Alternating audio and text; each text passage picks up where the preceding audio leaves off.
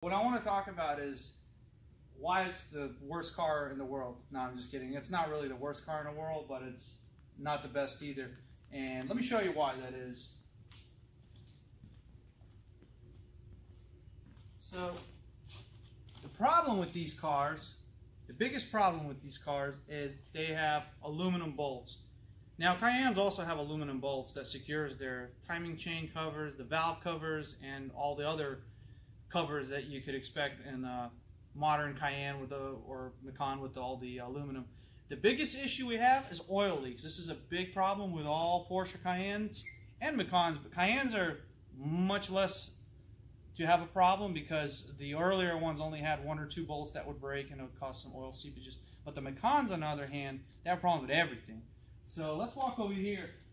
The good news is we already fixed just about, we actually fixed already everything. As you see, this is very clean. You can still see some residual oil that's on the wiring harnesses. The problem we had is this oil was dripping down. As you see, there's no pan here. The cover, the belly pan, we had to remove and wash. And the reason why we had to do that is because the type of foam it has, it absorbs all the oil, so the oil just keeps running down. So when we install it back, the customer is going to think they're going to have oil leak. They have an oil leak again. That's going to be a problem.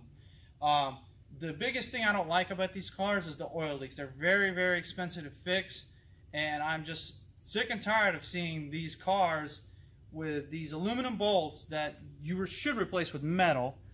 They're just busted. You see, that's half of the size of the one here, and there was multiple bolts broken everywhere, causing crazy amount of oil leaks, and we just have to invest a lot of money. Somebody that previously worked on this car failed to tighten everything, so what they did was they actually did an engine swap. I don't know what the reason was, but all these bolts, all the suspension parts were completely loose, and not only we had to fix that, we had to fix the oil leak. So the face had to come off.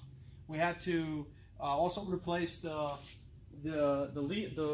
louver style radiator fins here where the fan comes on. This is so the car can warm up faster. On cold start, stupid design if you ask me, to save like 0.00001 of a gallon of fuel economy. How dumb. Anyways, I love Porsches, but I particularly don't care for the Macans. I don't mind the Cayenne so much. That's a little bit more higher end, much better car. The Macans, on the other hand, they're trying to cater to the people that, you know, don't want to spend as much money, and I understand, but Porsche was always a premium brand. And with this kind of car, that brand is going to start to show its true, you know, its low quality because of this vehicle. And that's kind of a sad part, because the 911 vehicles, those were great cars. They were always known for reliability, especially the turbo GT3, GT2 models. But then the Macans come out, and basically this is kind of like an Audi. Now, it still has a Porsche engine in it. It's a 3.0 twin turbo 6-cylinder engine. It's a great car. But everything that could go wrong with oil leaks on this car will go wrong, you know. So when you buy one of these cars, make sure these upgrades have been performed, or you're going to be paying thousands of dollars to fix it. And obviously it's expected because it's a Porsche, but that's one thing that you will expect with this is the oil leaks. So to end it all, would I buy a Macan? Well, it depends. If I got it really cheap, I probably would, but do I like them? No.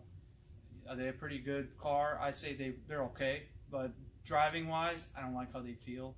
They just feel to me on the cheap end. And some of you guys that have this Macan, you're going to criticize and say, you know, you're just talking junk about my vehicle. But because I work on them and drive them, and I actually own several Cayennes and several other vehicles that, you know, that have issues as well, Macan is the least favorite.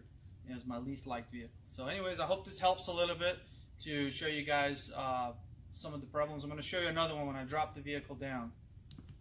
Okay, so this Macan here is now lowered almost all the way. Now, I'm not going to take this cover lid all the way off, but I just want to kind of, well, actually, I'll just take it off halfway. You see these mechanical fuel pumps? These mechanical fuel pumps are on each side of the vehicle. You have bank 1 and you have bank 2. And what happens with them, I'll just remove them and show you. What happens with these fuel pumps is a couple things. They fail just because they want to fail, because time will make them fail. because it's a working mechanical part. But the worst part is when they fail internally, that's what will ruin your engine, because it's going to actually leak fuel into your crankcase, dilute the oil. The oil is going to get so diluted there's going to be no lubrication properties. You're going to stretch your timing chains and destroy your rod bearings and everything else, cylinders, cylinder scoring, rings, and all other associated components. So if you own one of these cars, replace your high pressure fuel pumps. We recommend every 50 to 40,000. Really depends on how many people own this car. If it's a one owner, you're probably okay at 50,000. But anything over that, we don't recommend, because when the internal leaks start to happen, you won't even get high pressure codes and faults that this is occurring. It'll just basically self-destruct. This problem was actually carried over from the Audis. The same fuel pump design, the mechanical pump, they were using for many years in Audi. I believe it was from this particular design, I believe that was 2011, 2012 on the Audis, and they had the older style that also leaked into the crankcase, destroyed the cam. But not to go off subject, this car has the same one. So does the BMW N engine. N20s, having a lot of timing chain problems, rod bearings and such. That's because of the same exact issue. So we recommend replacing them. You don't have to replace them, but then you'll be replacing your engine.